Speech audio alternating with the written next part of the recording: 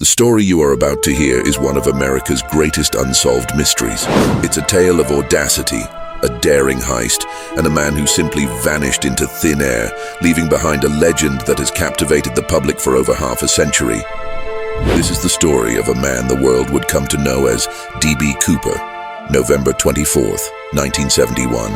A Boeing 727 Northwest Orient Airlines Flight 305 cuts through the stormy skies en route from Portland to Seattle. Among the passengers sits a quiet man in a business suit, his face unremarkable, his demeanor calm. He orders a bourbon and soda, seemingly just another traveler on a routine flight. But as the plane soars through the turbulent weather, this unassuming figure is about to etch his name into the annals of criminal history. As the aircraft approached Seattle, the man who had identified himself as Dan Cooper handed a note to a flight attendant. Thinking it was just a lonely businessman's phone number, she initially slipped it into her pocket. He leaned in, insisting she read it. The neatly printed words sent a chill down her spine. The note claimed he had a bomb in his briefcase and demanded $200,000 in unmarked $20 bills and 4 parachutes. The demand was communicated to the captain, and a tense, high-stakes negotiation began while the plane circled Puget Sound. On the ground in Seattle, authorities scrambled to meet the hijackers' demands.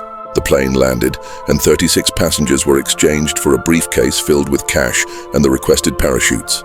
Once the exchange was complete, the jet took off again, refueled and charting a new course towards Mexico City, but at a low altitude and slow speed. The remaining crew members were sequestered in the cockpit as the plane flew into the dark, stormy night, its destination uncertain. Sometime after 8 p.m., somewhere over the rugged, forested terrain of southwestern Washington, Cooper made his move. He calmly put on one of the parachutes, strapped the heavy bag of money to his body, and walked to the back of the plane. In an act of incredible nerve, he lowered the aft air stairs, a unique feature of the Boeing 727, and against a frigid 200-mile-per-hour wind, leapt out into the pitch-black wilderness below. He disappeared without a trace, swallowed by the vast, unforgiving night. What followed was one of the most extensive and expensive manhunts in U.S. history. For years, the FBI combed the dense forests but found nothing. The only physical evidence Cooper left behind on the plane was a black clip-on tie, which decades later yielded a partial DNA profile, yet failed to produce a match. The case grew cold until 1980, when a young boy on a family vacation discovered 3 bundles of the weathered ransom money along the banks of the Columbia River, reigniting public fascination but providing few new leads. To this day, the fate of D.B. Cooper remains a complete mystery.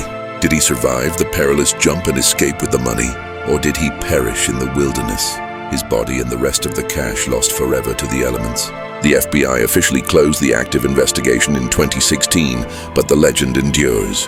The iconic police sketch of the suspect is instantly recognizable, a symbol of a perfectly executed crime.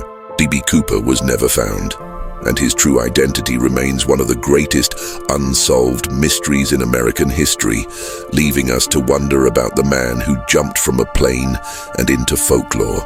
In the quiet, hallowed halls of museums, masterpieces hang as silent witnesses to history, culture, and human genius. They are considered priceless, protected by layers of security and reverence. But what happens when these treasures, symbols of our collective heritage, simply vanish into the night? What is the fate of priceless art that disappears without a trace, leaving behind nothing but an empty frame and a haunting mystery? One of the most infamous and perplexing art thefts in modern history occurred in the early hours of March 18, 1990. 2 men, disguised as Boston police officers, talked their way into the Isabella Stewart Gardner Museum. In a brazen act that lasted just 81 minutes, they departed with 13 works of art, a haul valued today at over $500 million.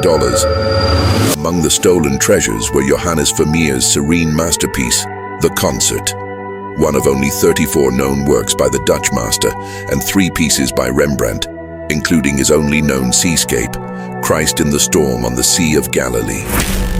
To this day, the empty frames hang in their original spots at the museum, a somber tribute and a constant reminder of the loss. Despite a massive ongoing FBI investigation and a multi-million-dollar reward, the crime remains unsolved, the perpetrators unidentified, and the art's whereabouts unknown.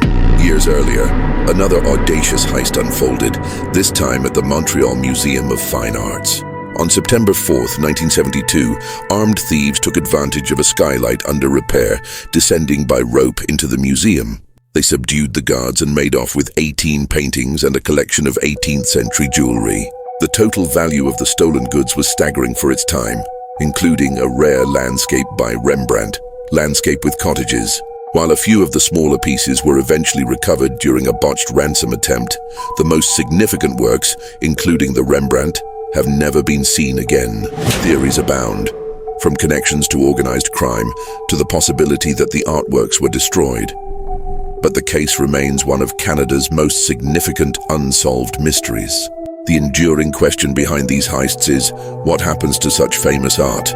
It cannot be sold on the open market. This drives the masterpieces into the clandestine underworld of art trafficking, a shadowy network where they might be used as collateral in criminal deals or sold to secretive, unscrupulous private collectors. These heists often remain unsolved due to meticulous planning, the destruction of forensic evidence, and the silence of those involved. The thieves behind the Gardner and Montreal heists were professionals who knew how to exploit security weaknesses and disappear, leaving investigators with few leads to follow. The very fame of the stolen art becomes its prison, making it too hot to handle and nearly impossible to recover. The theft of a great work of art is not just a loss of property, it is a theft from all of humanity. These pieces are meant to be shared, studied, and admired by the public, serving as a source of inspiration and a connection to our past. The empty spaces on museum walls are a stark symbol of this cultural void. While decades have passed, the mysteries of these heists endure, and with them the faint but persistent hope that one day these lost masterpieces will be returned. Until then, the world can only wonder at the fate of Vermeer's The Concert, Rembrandt's Christ in the Storm on the Sea of Galilee, and the many other treasures that remain missing, their stories unfinished, and their beauty lost till the public score can be heard.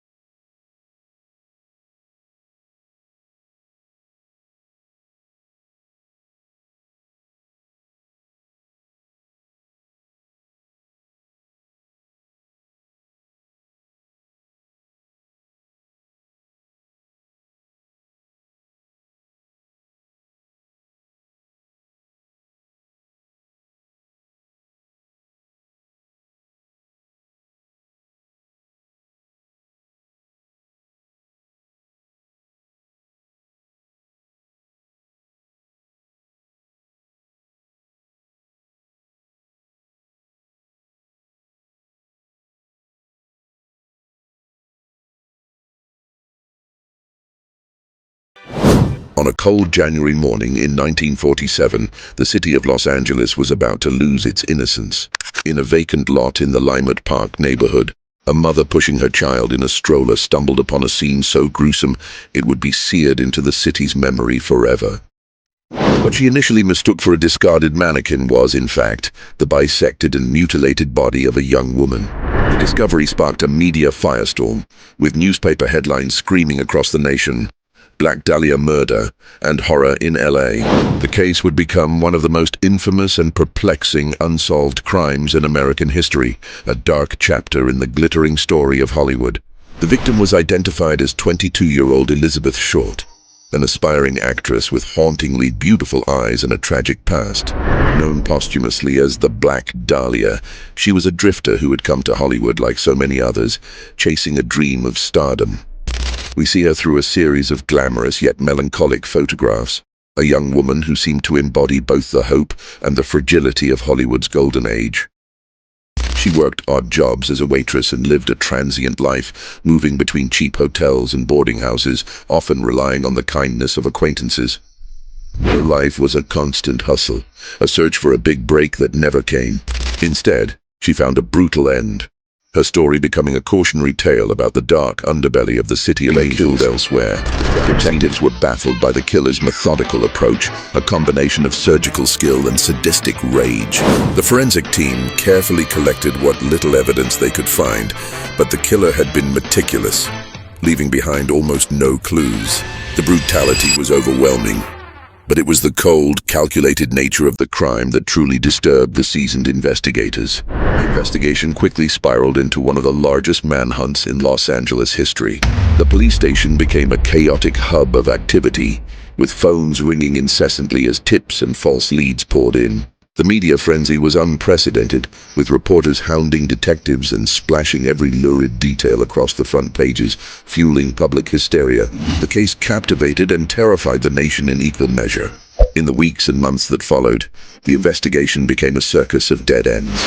Over 60 people, mostly men, confessed to the murder, but all were eventually dismissed as publicity seekers or mentally unstable. The police investigated hundreds of potential suspects, from jealous lovers to Hollywood insiders and even prominent doctors, but the trail always went cold. Each theory, each promising lead, dissolved into another frustrating dead end, leaving the city on edge. To this day, the murder of the Black Dahlia remains Hollywood's most enduring and chilling mystery. Decades have passed. The golden age of Hollywood has faded into history, and downtown Los Angeles has transformed. Yet the ghost of Elizabeth Short still haunts the city. Despite countless books, documentaries, and theories, the identity of her killer has never been definitively proven. The case file remains open, a thick volume of suspects, theories, and unanswered questions.